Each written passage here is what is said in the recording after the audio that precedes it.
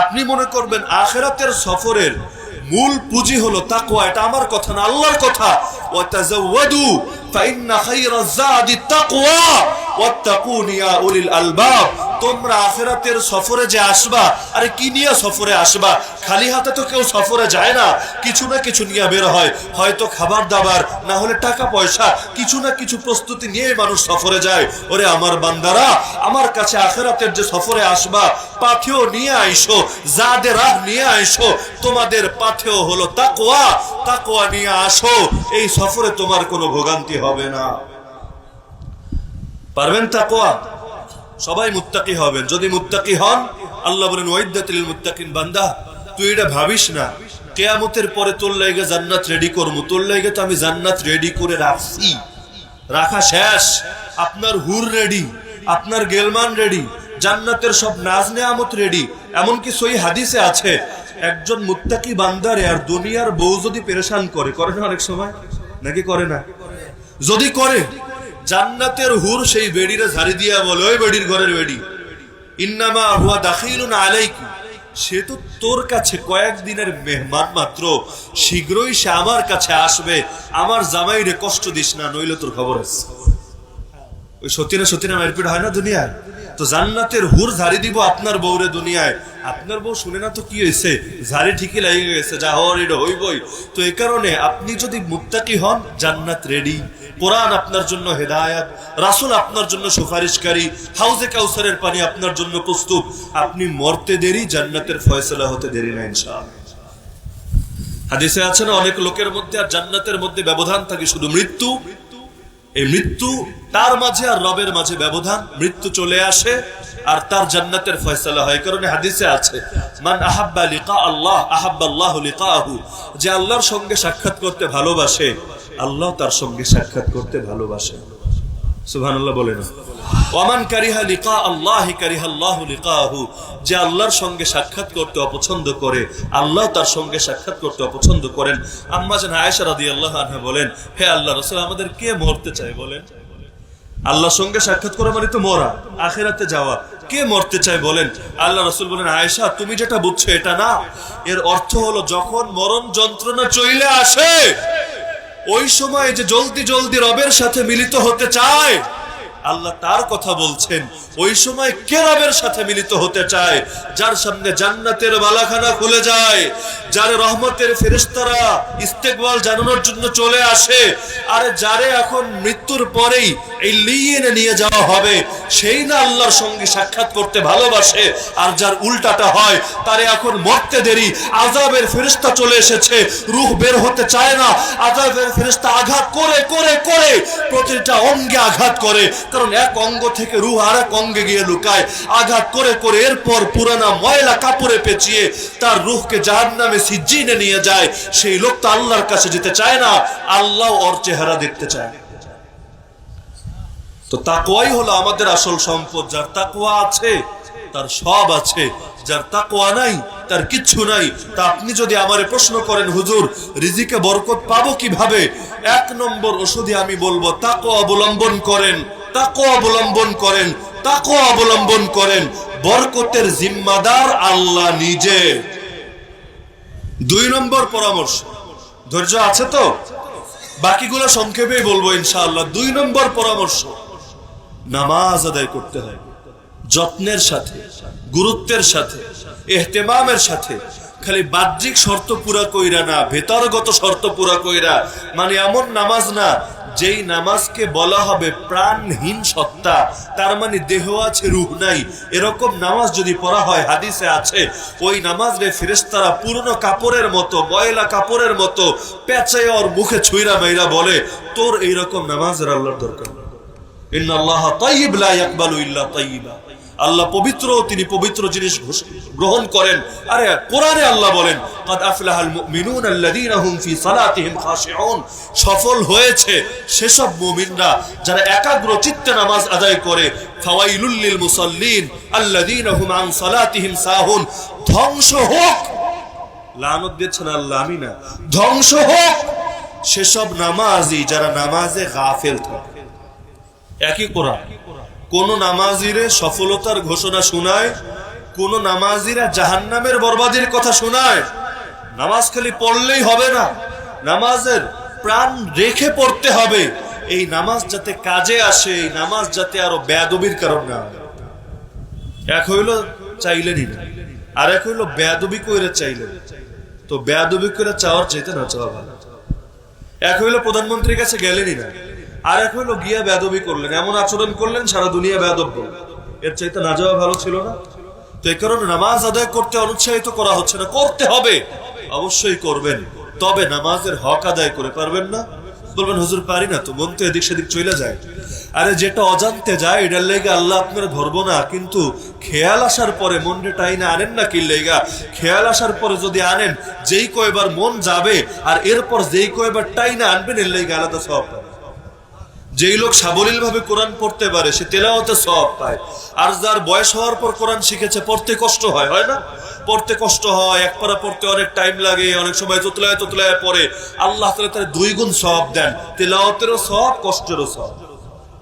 তো নামাজ, যে নামাজে মজা পায় সে তো নামাজ পড়বেই। আপনার তো মন টানে না ফজরে, তাহাজ্জুদে, অন্যান্য টাইমে মন টানে না, তারপরও আপনি পড়েন, তারপরও আপনি ছোটান না, গাফলতি করেন না। খালি বিপদে পড়লে আল্লাহরে মনে পড়ে না, অসুখ আল্লাহরে মনে পড়ছে, পরীক্ষা আল্লাহরে মনে পড়ছে, বিদেশ যাওয়া লাগবে আল্লাহরে মনে পড়ছে না, এরকম ধান্দাবাজ না। হার হালতে আল্লাহরে মনে পড়ে, সুখেও মনে পড়ে আরো বেশি। কারণ আল্লাহ সুখ তো তুমিই দিছো, তুমি বলছো শুকরিয়া আদায় করলে আরো বাড়ায় দিবা। তা আমি যদি এখন তোমারে ডাকি বিপদের আইবো না, তুমি তো আমার নেয়ামতের আরো বাড়ায় দিবা। তো এইভাবে যদি নামাজ আদায় করতে পারেন আল্লাহ ব্যবস্থা করে দিবেন। কিভাবে? দলিল আমি খুতবায় পাঠ করেছি। আল্লাহ বলেন, ওয়ামুর আহলাকা বিসসালাতি ওয়াসতাবির আলাইহা। হে নবী, পরিবারের নামাজের আদেশ দেন, নিজেও নামাজের উপর জয়মা যান। তার মানে একাই খালি পড়েন না, অধীনস্থ সবাইরে নামাজি বানায় লন। বউ ফজরের সময় উঠে না, পানি ঢেলে দিবেন, সব পাবেন ইনশাআল্লাহ। পানি মানে এমন পানি না যে পানি ঢালা ঢালছেন কান দিয়ে ঢুকে আবার ডাক্তারের কাছে নেওয়া লাগছে, এটা না। এমনি ডাকছেন, মহাব্বতের সাথে ডাকছেন।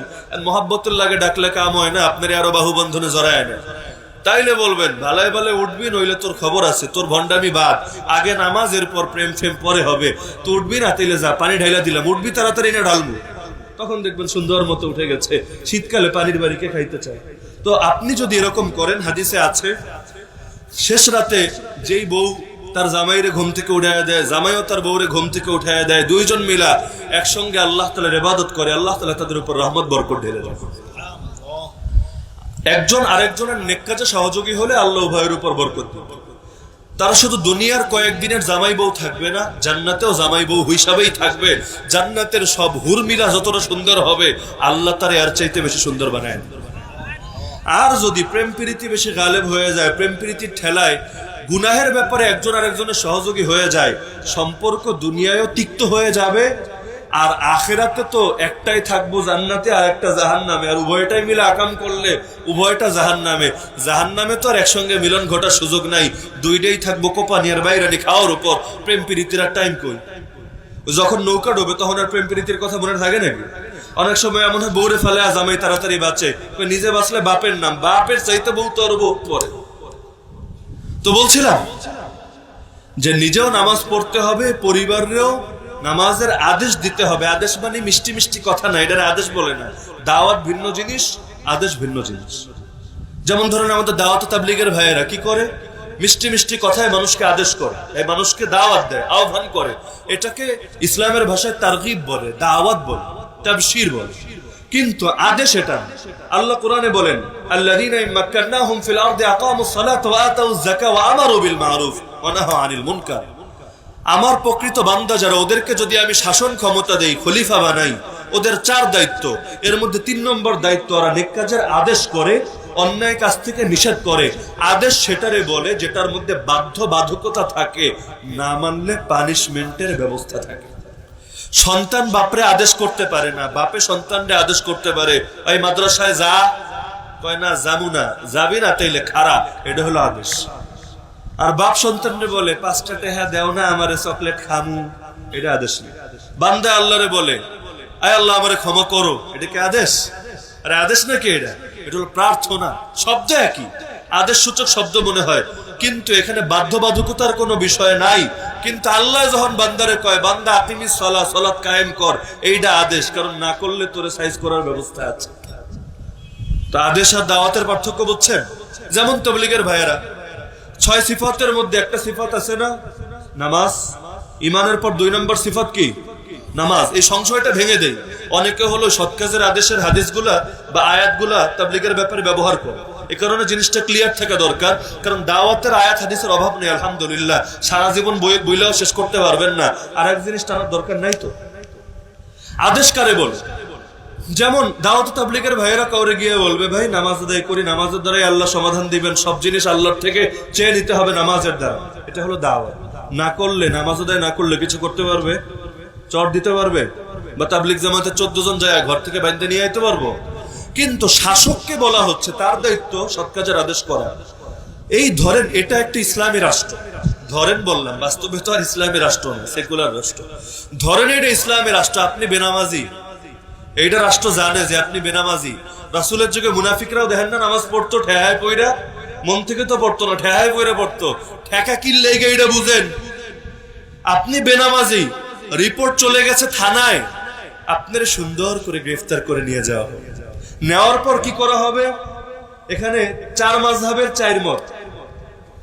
আহমদ বিন হাম্বল রহমতুল্লাহ আলাইহি যে মাযহাব, হাম্বলি মাযহাবের ফতোয়া হইল মুরতাদ হয়ে গেছে, আর হত্যা করে ফেলা হবে।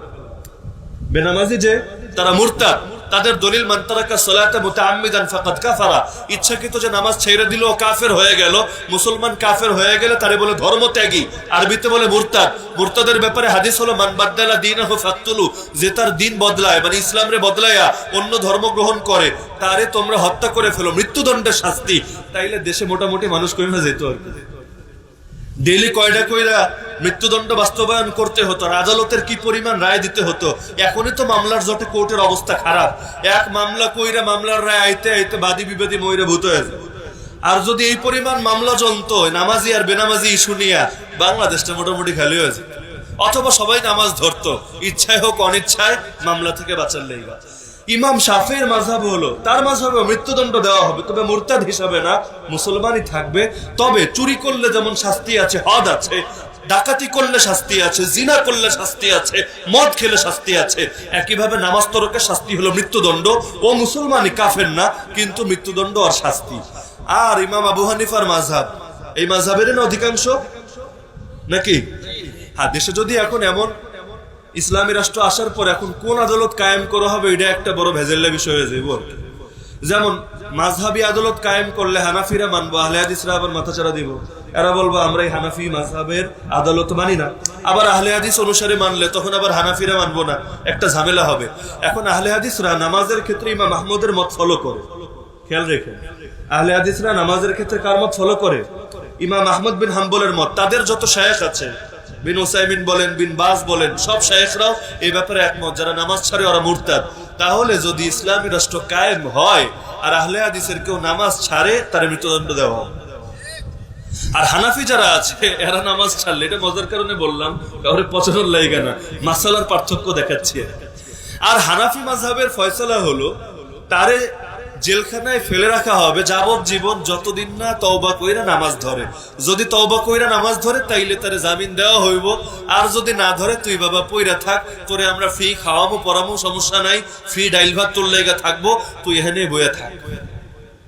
এমনকি সেখানে আরামে রাখা হবে এটা না, হালকা পাতলা পানিশমেন্ট তো দেওয়াই হবে। কয়দিন আসে একটু খাটায় নেওয়া হবে, আর জেলের মধ্যে তো নামাজ তারে চাপ দিয়েই পড়ানো হবে। তার মানে মজায় মজায় পড়বি না, ঠিক আছে, তাইলে আমি খাইটা খাইটা পড়। এটা হলো ইসলামের বিধান, এটাকে বলে আদেশ। এটাকে কি বলে? তো পরিবারের আদেশ করে। অনেকে আছে, হুজুর আমার মাইয়ারে তো পর্দা করতে আদেশ করি, কিন্তু করে না, আমি কি করতাম? এইটারে আদেশ করে না, নিজেরা বাপ কইতে লজ্জা করে না তোমার? মাইয়ায় পর্দা করে না, আর তুমি কসমেটিক কিনা দিবা, এই কসমেটিক দিয়া সুন্দর কইরা সাজুগুজু হইয়া বাইর হইব, এরপর তার পরীর মতো মুখখানা দেখা লোকেরা ক্রাশ খাইব, এরপর বখাটের রাতারে কল্পনা কইরা বিভিন্ন অঙ্গভঙ্গি আর হারাম গুনাহ করব, তারপর চান্স পাইলে তারে রেপ করব, আর পরে এসে তুমি বলবা হায় হায় কইরা কানবা, কি হয়ে গেল, কপালটা পুইরা গেল। তো দরজাটা আগে খুলছিলা গিল্লেগা? দামি জিনিস তো রাস্তায় রাস্তায় নিয়ে ঘোরো না, ল্যাপটপও মানুষ রাত 3টার সময় রাস্তায় নিয়ে ঘোরে। আরে ঘোরে নাকি? এমনকি রাত 3টায় যদি কারো ঘুরতে হয়, দামি কোনো নেকলেস থাকলে ওইটারে ঘরে রেখে যায়, কারণ গ্যারান্টি নেই। ঢাকা শহরে আমরা দেখতাম উত্তরায় মাঝে মধ্যে আমাদের মাদ্রাসার সামনে এমন হতো যে রিক্সা দিয়ে যাচ্ছে, হঠাৎ করে থাবা মেরে, যে কানে যেই থাকে না কানের দুল, এমন জোরে টান মেরে দৌড় দিত যে কানের এই অংশ ছিঁড়ে যেত। কখনো নাকেরটা, কখনো গলারটা। এগুলো কমন, এগুলো ওই রাস্তাঘাটে অনেক সময় দেখবেন ওই কানের দুল চুরি করতে যায়, কানে ছিঁড়ে ফেলেছে। তো রাতের বেলা মানুষ একটু সতর্কতা অবলম্বন করে, এটা এই কারণে না যে দামি জিনিসের প্রতি মহাব্বত নাই, আরে যেই জিনিসের প্রতি মহাব্বত আছে ওইটারই লোকে হেফাজত করে। বুঝেন নাই? যেই জিনিসের প্রতি মহাব্বত আছে ওইটারই লোকে কি করে? হেফাজত করে। এই দেশের এমপিদেরকে হেফাজত করে পুলিশরা, কিল্লেইগা এরা অপরাধ করেছে, এল্লেইগা যে পুলিশ তারে ঘেরাও করে রেখেছে, কারণ তোর মতো চোর তো আর দেশে 2 নাম্বার আর কেউ নাই, এল্লেইগা তো আর না। এই কারণে তিনি অনেক দামি, তার জীবন হাজারো জীবনের চাইতে দামি। প্রয়োজনে 1000 জীবন যাবে, কিন্তু তার জীবন ভালো থাকবে।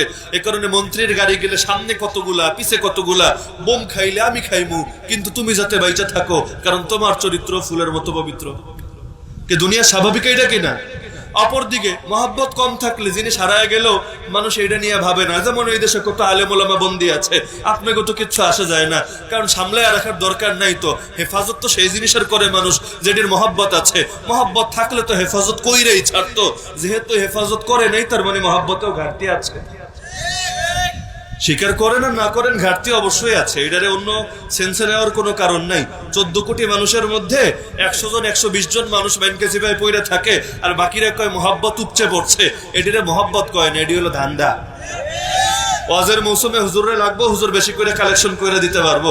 এখন হুজুর থাক না, কালেকশনের আরো কত হুজুর আছে, আমার একটা হুজুর হইলেই তো হইলো। এটির নাম ধান্দা, এটিরে মহাব্বত কয় না। যাদের ডাকে 10 লাখ 20 লাখ লোক জমা হয়ে যায়, যাদের মাহফিলে জায়গা দেওয়া যায় না, 1 লাখ 2 লাখ লোক। জেলখানায় এখন তেল সাবান কেনার টাকা তার আছে কিনা? জেলখানায়ও তো খরচ লাগে, এমনি বাবার কারণ নাই না। জেলখানায় মানে সব ফ্রি, খালি খাওয়ান ফ্রি, সাবান থেকে শুরু কইরা আপনার দৈনন্দিন প্রয়োজনীয় জিনিস লাগে না? তো এই জিনিসগুলা ওই বেচারা পাচ্ছে কিনা? ফ্যামিলি এই আর্থিক সাপোর্ট তারে দিতে পারছে কিনা? হ্যাঁ, ফ্যামিলি চলতে পারছে কিনা? তার স্বপ্নের মাদ্রাসায় টিকে আছে কিনা? এটি দেখার টাইম কই? মহাব্বত যদি থাকতো এটি দেখতো, কি মনে হয় দেখতো না? শাইখুল হিন্দ মাহমুদ হাসান দেওবন্দিকে ইংরেজরা জেলখানায় ফেলে রাখলো। হুসাইন আহমদ মাদানী রহমতুল্লাহ আলাইহির শাগরেদ স্বেচ্ছায় কারাবরণ করলেন। কেন? মহাব্বত। আমার উস্তাদ, তিনি জেলখানায় থাকবেন, কষ্ট করবেন, আর কিছু না পারি উস্তাদের খেদমতটা তো করে দিতে পারবো। ফজরের সময়, শীতের দিন, মাল্টার দ্বীপ, এমনি ঠান্ডা, বরফ পড়ে, তো সেখানে উজু করবেন। কেমনে উজু করবে? আমার উস্তাদের কষ্ট হবে, আগুন নাই, আগুন জ্বালায়া পানিটা গরম করে দিব। হিটার তো কল্পনাই করা যায় না ওই যুগে। তো নিজের পেটের নিচে চাপা দিয়া বদনার মধ্যে রাখতেন, যাতে করে তাপে কিছুটা হলেও, শরীরের তাপের কারণে কিছুটা হলেও গরম না হোক, অন্তত ঠান্ডাটা কাইটা যায়। তারপর উস্তাদের সেটা দিতেন। উস্তাদ সারা জীবন খতম তারাবি পড়েছে, এখন জেলখানায় বন্দি, নির্বাসনে আছে, কেমনে খতম তারাবি পড়বে? এবার শাগরেদ শুরু করলো, কোরআনের হিফজ শুরু করা। এখন এক দিন হিফজ করে খতম তারাবি পড়ায়, এক দিন করে খতম তারাবি পড়ায়। রমজান শেষ, হাফেজ হওয়া শেষ। এটিরে কয় মহাব্বত। মহাব্বতের দাবি করা সহজ, কিন্তু মহাব্বতের লাশ রক্ষা করা কঠিন। তো যাই হোক, মনে কষ্ট নিয়েন না, মনে আঘাত দেওয়া উদ্দেশ্য না। মন ভাঙা আবার তো মসজিদ ভাঙা, তো ঠিক আছে, মন ভাঙলাম। বলছিলাম যে পরিবারের নামাজের আদেশ দাও, আদেশ, অনুরোধ না।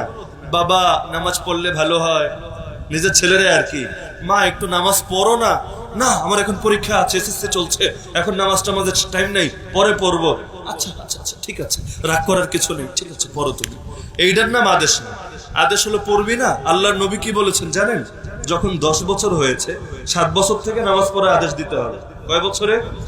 ইসলামের সবচাইতে গুরুত্বপূর্ণ বিধান নামাজ, সেই নামাজের আদেশ দিতে হবে কয় বছরে? 7। এরপর 10 বছর হয়ে গেলে তাদের বিছানাও আলাদা করে দিতে হবে, আর নামাজ না পড়লে আস্তে আস্তে একটু একটু সাইজ করতে হয়। তখনও কিন্তু নামাজ ফরজ হয় না। হয়েছে 10-এ তো সাধারণত বালেগ হয় না, 12, 13, লাস্ট হইল 15। বালেগ হওয়ার আগ থেকেই যদি রক্তের সাথে মহাব্বত মিশে যায়, বালেগ হওয়ার পর একদিনও ছাড়বে না। আর স্টার্টিংটাই যদি হয় বালেগ হওয়া থেকে, ওই অভ্যস্ত হইতে হইতে 10, 20, 50 ওয়াক্ত কাজা হয়ে যায়। তো 2 নম্বর এটা পরামর্শ, নামাজের ব্যাপারে খেয়াল রাখতে হবে। আল্লাহ রাসূল সাল্লাল্লাহু আলাইহি সাল্লাম আল্লাহর পক্ষ থেকে হাদিস বলেন, সহিহ হাদিসে কুদসি, ইয়া ইবনে আদম তাফাররাগ লিইবাদাতি আমলা সাদরাকা গিনা ওয়া আসুদ্দা ফাকরাক। হে আদমের বাচ্চা, আদম সন্তান, তুমি আমার ইবাদতের জন্য ফারেগ হয়ে যাও। ফারেগ মানে কি সব চাকরি বাকরি ছেড়ে জঙ্গলে চলে যাবেন না। যখন ইবাদতে দাঁড়াবেন দিল আল্লাহর জন্য একাকী থাকবে, আল্লাহর জন্যই একান্ত চিত্তে থাকবে, সে সময় আল্লাহ ছাড়া দ্বিতীয় কারো খেয়াল থাকবে না। ফাইদা ফারাগতা ফানসাব ওয়া ইলা রাব্বিকা ফারগাব।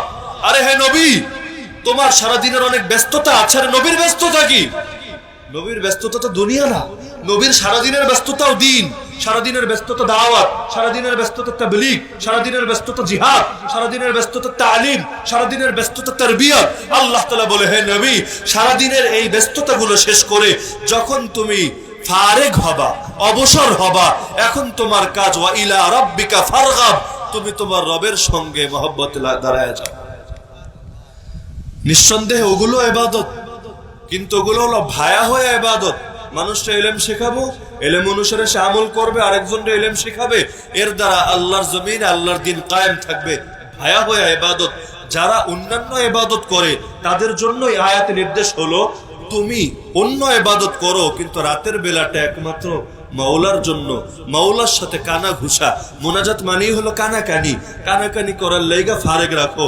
কুমিল লাইলা ইল্লা কালিলা, সারা রাত কাটায় দাও কিয়ামে, অল্প কিছু প্রয়োজনে বাদ দাও। নিসফাহু আউন কুস মিনহু কালিলা, অথবা অর্ধরাত, অথবা তার চাইতে বেশি, অথবা তার চাইতে কম, মানে পরিমাণ যেমনই হোক, কিন্তু রাতের কিছু সময় তুমি তোমার রবরে দাও। রব চাচ্ছে রাতের শেষ অংশে এসে রব ডাকতে থাকে, বান্দা তোর কি লাগবে বল, তোর অভাবে আছিস তুই, তোর সচ্ছলতা দরকার, আমি আল্লাহ চলে আসছি তোর নিকটের আসমানে, বান্দা তুই একটু মুখ খুইলা বল, আমি তো দিতেই চাই। বান্দা আমার বড় ভাল লাগে, তুই মুখ খুইলা আমার কাছে চাবি, এটা আমার ভাল লাগে। তুই জানোস না আমি চাইলেই খুশি, না চাইলে বেজার। দুনিয়ার লোকে বেশি চাইলে রাগ করে, আর আমার কাছে না চাইলে আমি রাগ করি। কারণ চাইবি না কি লেগা, বেশি তোর ভাব বেড়ে গেছে, অমুখাপেক্ষী হয়ে গেছিস। আমায় ইস্তাকবির আন ইবাদাতি, আরে আমার ইবাদত, এখানে ইবাদতের উদ্দেশ্য দোয়া। আমাকে ডাকতে কেউ যদি অহংকার প্রদর্শন করে, ও ধিকৃত অবস্থায় জাহান্নামে প্রবেশ করবে। আমার কাছে ওর কোনো প্রয়োজন বাকি নাই। আরে কেন? সবকিছুর মালিক আমি, ওর প্রয়োজনটা হলো অন্যের দুয়ারে। আরে আমি ওর কাছে দুনিয়ার মানুষের চাইতেও খাটো হয়ে গেলাম। বাপের কাছে চায়, স্যারের কাছে চায়, স্বামীর কাছে চায়, আমার কাছে চায় না। ওর দিলে আমার মর্যাদা সবার চাইতে ছোট। আরে হাদিসে আছে তোর জোতার ফেতা ছিঁড়ে গেল আল্লাহর কাছে আগে চা। তো রাতের শেষাংশে আল্লাহ চান, বান্দা অনেক গুনাহ করে ফেলেছিস, ক্ষমা দরকার, আমি আল্লাহ চলে আসছি, বান্দা তুই ক্ষমা চা। ঋণগ্রস্ত হয়েছিস, অসুস্থ তুই, অভাবী তুই, কি লাগবে বল, তোর বলতে দেরি, আমি আল্লাহ কবুল করতে দেরি। তো এই কারণে নামাজের ব্যাপারে মনোযোগী হতে হবে, নামাজের দ্বারা সমাধান করায় নিতে হবে। অনেকে আছে যারা গুনাহ থেকে বাঁচতে চায় কিন্তু বাঁচতে পারে না, বলে হুজুর চাই, বুঝি সবই, কিন্তু পারি না, ভেতর থেকে সাপোর্ট পাই না। এই সাপোর্টও আপনি পাবেন নামাজে। ইন্না নাশিআতাল লাইল হিয়া আশাদ্দু ওয়াতআন ওয়া আকওয়ামু কিলা। আল্লাহ বলেন শেষ রাতের নামাজ এটা আপনার প্রবৃত্তি কুচাহিদা দমানোর ক্ষেত্রে অনেক বেশি কার্যকর। আপনি যদি চান নফসের খাহেশাত থেকে বিরত থাকবেন, হারাম রিলেশন থেকে বেরিয়ে আসবেন, পর্নোগ্রাফি থেকে বেরিয়ে আসবেন, আপনি আজকে থেকে হিম্মত করে শেষ রাতের নামাজ ধরেন, লম্বা লম্বা তাহাজ্জুদ ধরেন, আল্লাহর কাছে তাহাজ্জুদ শেষে কান্নাকাটি শুরু করেন, আল্লাহ সবকিছু থেকে বের করে আনবেন। ইন্না সালাতা তানহা আনিল ফাহশাই ওয়াল মুনকার, এই নামাজ সব অশ্লীল কাজ, অন্যায় কাজ থেকে আপনাকে ফিরিয়ে রাখবে। তো পারবেন না নামাজের ব্যাপারে যত্নবান হতে? 5 ওয়াক্তের ব্যাপারেও যত্নবান হবেন, ওয়াজিবের ব্যাপারেও হবেন, সুন্নতের ব্যাপারেও হবেন। রাতে অল্প হোক বেশি হোক কিছুটার ব্যাপারে যত্নবান হবেন। যারা পারেন শেষ রাত্রে উঠবেন আলহামদুলিল্লাহ। যাদের ঘুম বেশি, ঘুমাতে যাওয়ার আগে কিছু পড়ে নেন, 2 রাকাত 4 রাকাত, এটাও তাহাজ্জুদ হবে। যারা ওইটাও পারবেন না, যে ঘরে গেলে হয় না, তো ফজর রাতে যে এশার নামাজ পড়েন, এশার পরে সুন্নত পড়ার পর তাহাজ্জুদের নিয়ত 2 রাকাত 4 রাকাত 6 রাকাত 8 রাকাত যা পড়েন এটাও তাহাজ্জুদ হবে। তবে রাত যত গভীর হবে সওয়াব তত বেশি হবে, কিন্তু এশার পরে যা পড়া হয় সেটাই তাহাজ্জুদ হয়ে যায়। পারবেন না ইনশাআল্লাহ? এশার নামাজ পড়েন তো নাকি সবাই? তো এশা পড়বেন, এশা পড়ার পর যদি শেষ রাত্রে উঠতে পারেন আলহামদুলিল্লাহ, না পারলে ঘুমানোর আগে, তাও না পারলে এশার সুন্নতের পরে বেতরের আগে তাহাজ্জুদ পড়ে নেবেন। পারবেন না ইনশাআল্লাহ? এই নিয়তে যে আল্লাহ আমার এই গুনাহ থেকে বাঁচার তৌফিক দাও, আল্লাহ এই উসিলে আমার রিজিকে বরকত দাও, আয় আল্লাহ তুমি আমার হয়ে যাও, আমারও তোমার বানায় নাও, আয় আল্লাহ দুনিয়ার সবাই ছেড়ে দিলাম, তোমারে ধরলাম, তুমি আমার সহায়, তুমি আমার অভিভাবক, তুমি আমার মুক্তিদাতা, তুমি আমার ত্রাণকর্তা। হর তমন্না দিল সে রুখসত হো গই, अब तो आजा, अब तो खलवत हो गई। তো আজকে দুইটা পরামর্শ দিলাম, আপনাদের ধৈর্য শেষ হয়ে যাচ্ছে বুঝতে পারছি। আজকে দুইটা পরামর্শে সীমাবদ্ধ রাখলাম। পরামর্শ দিতে চেয়েছিলাম 6টা, প্রেসক্রিপশনে ওষুধ লিখেছি 2টা, বাকি 4টা মনে হয় আরো 2 বছর লাগবে বলতে। এই বছর যেহেতু 2টা পারলাম, ধৈর্য মোটামুটি শেষ, তাইলে পরের বছর 2টা, তার পরের বছর 2টা। তো যাই হোক, যদি দুনিয়ায় হায়াতে আল্লাহ বাঁচায় রাখে, আমরা আবার এত লম্বা হায়াতে স্বপ্ন দেখি না বা দেখতেও পারি না, যদি আল্লাহ বাঁচায় রাখে তো ইনশাআল্লাহ স্মরণ করায় দিন। যেহেতু 2টা বলছিলেন, বাকিগুলো বাকি ছিল, তা আল্লাহ যদি তৌফিক দেন বাকিগুলো একদিন শেষ হবে ইনশাআল্লাহ। তো আজকের আলোচনার এখানে ইতি টানছি। জি, তো আজকের এই মাহফিলের যারা আয়োজন করেছেন আলোর পথে যুব সংঘের উদ্যোগে, সম্ভবত বেশিরভাগই যুবক, আল্লাহ তাআলা তাদের এই মেহনতকে কবুল করে নিন। আল্লাহ তাআলা তাদের এই আমলের বিনিময়ে আখিরাতের নাজাত দান করুন, জান্নাতুল ফিরদাউসে উত্তম প্রতিদান দান করুন। সবাই দুরূদ শরীফ পাঠ করে সংক্ষিপ্ত দোয়া হয়ে যাবে।